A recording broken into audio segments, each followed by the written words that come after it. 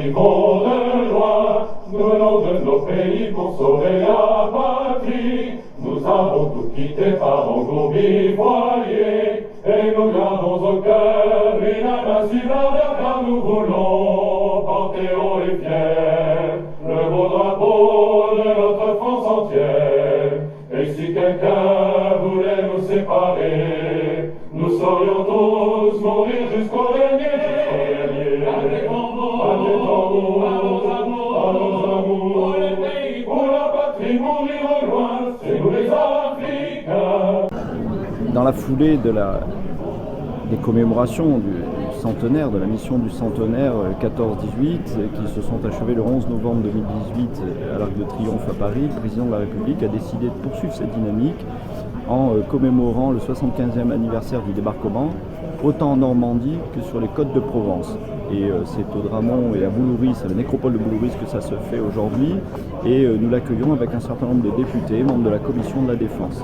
En tant que rapporteur du budget des anciens combattants et de la mémoire, je suis très heureux de pouvoir l'accueillir en plus sur mes terres. Et nous aurons à cœur de célébrer nos combattants de l'Afrique du Nord, les tirailleurs sénégalais, l'armée noire comme nous l'appelons. Nous avions, avec le président de la République, inauguré un monument à Reims le 6 novembre 2018 et aujourd'hui c'est aussi eux que nous commémorons. Le débarquement du 15 août est le deuxième acte de notre libération.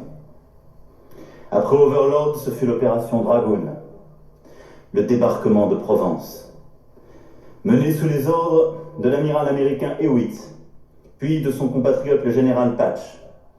Il permit d'ouvrir un nouveau front, de déloger les garnisons d'Hitler en les chassant du sud de la France et de ravitailler toutes les troupes alliées.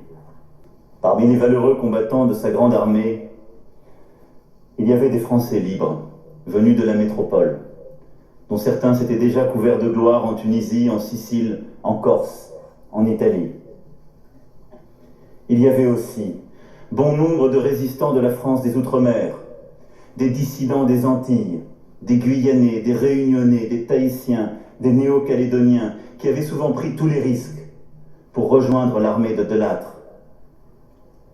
Mais la très grande majorité des soldats de la plus grande force de l'armée française de la Libération venaient d'Afrique. Français d'Afrique du Nord, pieds noirs, tirailleurs algériens, marocains, tunisiens, zouaves, spahis, goumiers, tirailleurs que l'on appelait sénégalais, mais qui venaient en fait de toute l'Afrique subsaharienne, et parmi eux des Guinéens, des Ivoiriens, cher Alpha, cher Alassane. Tous unis contre l'ennemi nazi au service du drapeau et de la liberté. Honorés à juste titre par leurs camarades de l'époque, ces combattants africains, pendant nombre de décennies, n'ont pas eu la gloire et l'estime que leur bravoure justifiait. La France a une part d'Afrique en elle.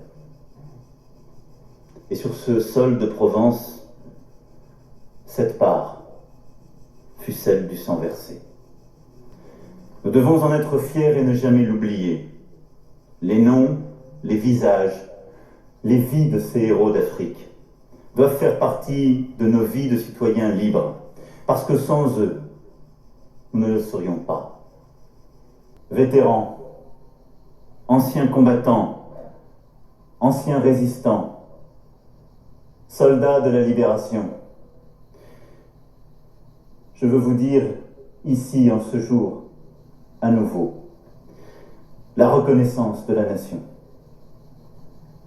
Vous avez redonné à notre pays sa liberté et sa dignité. Vous avez redonné ses couleurs à notre drapeau et sa devise à notre peuple.